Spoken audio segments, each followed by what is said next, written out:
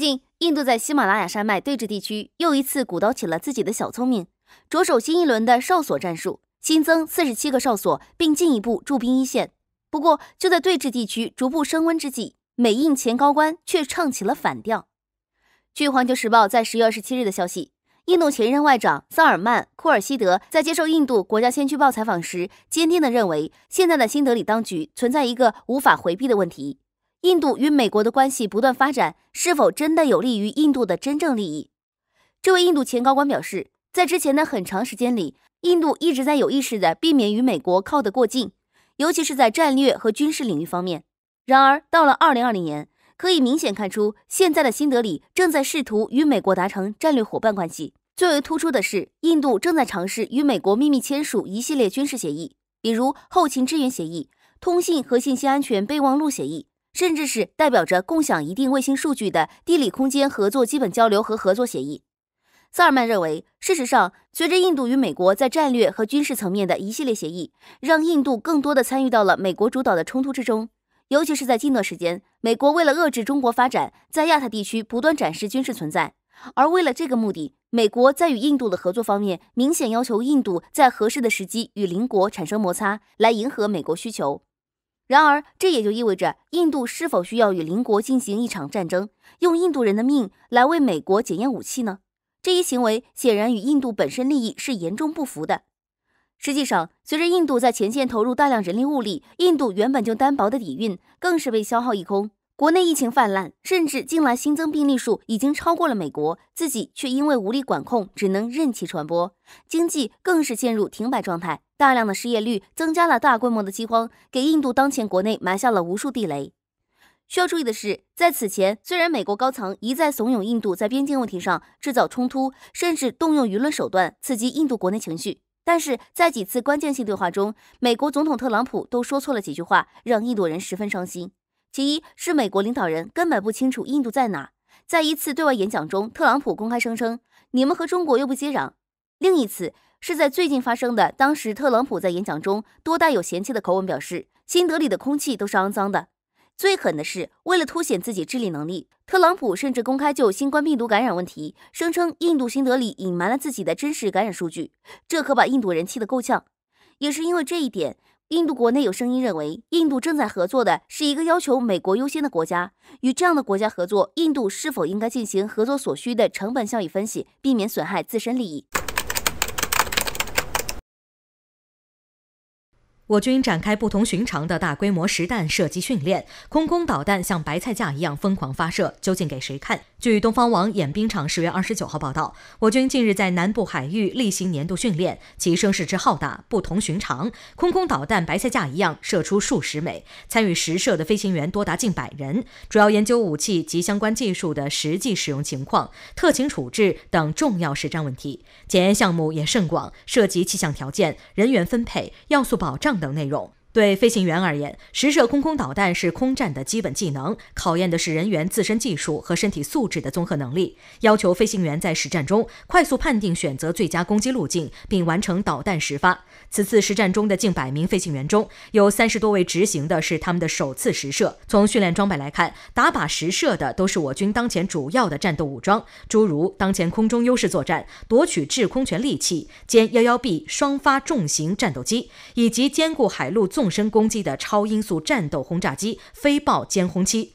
另据南华早报29号报道，歼20也现身训练基地。规模上，此次训练的飞机、飞行员以及弹药消耗都非比寻常，正应和了当前不同于历史上任何时期的国际形势。美国长期置身于历史经验、世界和平的对立面，这段时间更是将我国直接树立为敌人、对手的形象，只想着自家着急上火的发展形势不容乐观，无法接受一丝一毫的军事、科技、经济乃至国内民生方面的落后与失败，却不自我反省，反而找其他国家的麻烦，不仅联合多国进行各项演习，加紧研发高超音速武器和新洲际导弹，还不顾地区局势稳定，军火倾销我国宝岛屡禁不止。所以，我军大规模导弹实射给谁看？答案已经呼之欲出。只有我军飞行员的技术水平以及相应的装备保障，在反复训练中得到有效检验，才能从装备到人员配置实现完全的战略战术准备。军事专家曹伟东分析称，此次演练充分体现了我军在该海域范围内的掌控力和维护国家安全的能力。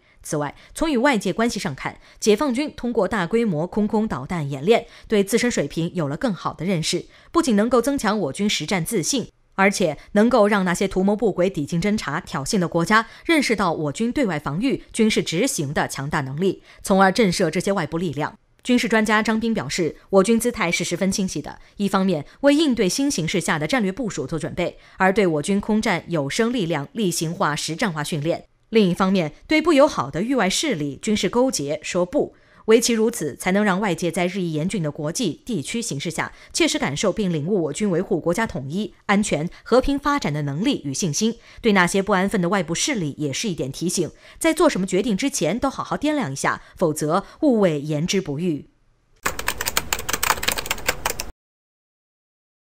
美国将在欧洲、印太部署中程导弹，势必引发新的导弹危机。俄罗斯好言相劝，欧洲竟表示毫无兴趣。塔斯社10月29日报道，美国安全顾问罗伯特·奥布莱恩评论，华盛顿准备在欧洲部署中程导弹、短程导弹的决定，丝毫不顾全大局，可能会引起新的导弹危机。是的，没错，美国自家的安全顾问都认为华盛顿在煽动不稳定因素，这将对全球安全构成威胁。与此担忧呼应，俄罗斯下议院发出警告，如果美国在欧洲盟国部署导弹，这种不负责任和以武谋利的举措，势必引发新一轮导弹危机。在奥布莱恩的讲述中，美国不仅决定在欧洲部署，还将在印度太平洋如法炮制来挟制中国，因为中国不在曾经的中导条约里，而且中国的反进入区域拒绝模式让美国的舰队无法与该地区的盟国进行亲密无间的接触。看得出来，美国认为有自己的人的地方就应该能够为所欲为，不需要在乎盟国以外的国家散发出的清香。这也是中国没像美国一样在西方国家身边刻意的安排部署，而是一种姜太公钓鱼的心态。只是这种对世界寄予美好期望的愿望，在美国的无理取闹当中逐渐出现裂痕。美国在2019年主动终止中导条约，理由是美国对俄新型巡航导弹 9M729 的撤回要求得不到满足，称其违反条约规定。俄罗斯表示 9M729 的技术参数严格遵循条约要求，但是美国对俄罗斯的反诉不予理会，直接退约。时任安全顾问的约翰·博尔顿后来承认，美国当时的退约决定也有对中国不是条约签署国的考虑，大概是想进东风，那不是想给老虎拔牙吗？也许美国只喜欢听别人夸耀自己的武器威力，而不让其他国家强盛甚至自保，这大概就是驰名双标。同为中导协约国，俄罗斯就牢固大局观好言相劝。10月26日，塔斯社报道，普京宣布俄罗斯不准备在西欧部署 9M729 导弹，但是前提是北约国家采取相应的互利措施，比如在美国以及北约基地暂停部署宙斯盾弹道导弹防御系统，俄罗斯也暂停加里宁格勒地区的设备。为了达到这一目的，普京建议考虑建立核查机制，在不受条约限制的地方也可以探讨维稳措施。总而言之，都可以谈，但是要互利互惠，而不是像美国这样将一切契约都终止在不负责言论里，进而采取不负责行动，让世界处于局势动荡的威胁当中。然而，据国际研究所分析师安德烈·巴克利特斯基描述，除法国以外的北约成员国对于俄罗斯停止部署进行核查的讲话没有任何实际兴趣。目前为止，欧洲各国都在声援美国的立场，希望美国在欧洲部署导弹。站在俄罗斯的角度看，我们也能感受到两股力量之间存在深刻的不信任，但这不是一厢情愿的事情。信任也许曾经存在过，但现在一方退出，另一方无法后退，也无法更进一步，不是不能，只是还希望世界和平。10月需要被纪念，也需要被祭奠。70年前，朝鲜半岛见证了美苏冷战时期第一场大规模热战。虽然导火索源于半岛本岛，却不意外地成功召唤了两极局势中分身有术的美国以及他身后的一票盟友。而我们不仅肩负起苏联老大哥撂下的担子，更是出于对鸭绿江边邻国处境的感同身受，责无旁贷。面对美国主导、装配精良的联合国军，没有表现出一丝退缩，更不轻言放弃。据《纽约时报》10月23号报道，电影制片厂在制作并播出了《战狼》这部电影，为纪念1950年10月，将原本意义的文本名进行升华，直接以直击灵魂的牺牲为题。报道特别点名的是片尾，一名美空军士兵在一次袭击行动失败以后，望着下方顽强的中国士兵，最终只能在向指挥官的回执电报中报告称：“我们无力阻止这些中国军人。”70年过去了，我们自然不能躺在电影纪录片里数着日子过，也不会如此。因为对比70年前，我军的实力变化之大，犹如沧海桑田。那么现在世人所关注的是，当年中美如果再狭路相逢，是否还会像从前一样，大家都是曾经那个少年？当然，这里的少年状态，我们更期望是友谊的象征，但前提是美国能够摆正自己的位置和自己的态度。美国消费者新闻与商业频道10月27号报道，引用了乔治敦大学的安东尼·阿伦德教授的观点，特朗普将中国描述为敌人和对手属于用词不当，因为这传达出打败对方的念头。而事实上，我们不能打败中国，而应当与中国接触。在中国的发展过程中，可以提出必要的批评，但是必须尽可能的尝试与中国合作。因为如果不选择合作，中国将成为威胁美国地位的最大因素。阿伦德表示，美国想要发展，必须有这个意识。不管意识形态是否融合，中国始终是一个屹立不倒的东方大国。如果美国希望中国承担一部分应尽的人道主义任务，那么首先应该做到的一点就是承认并尊重中国的强国地位。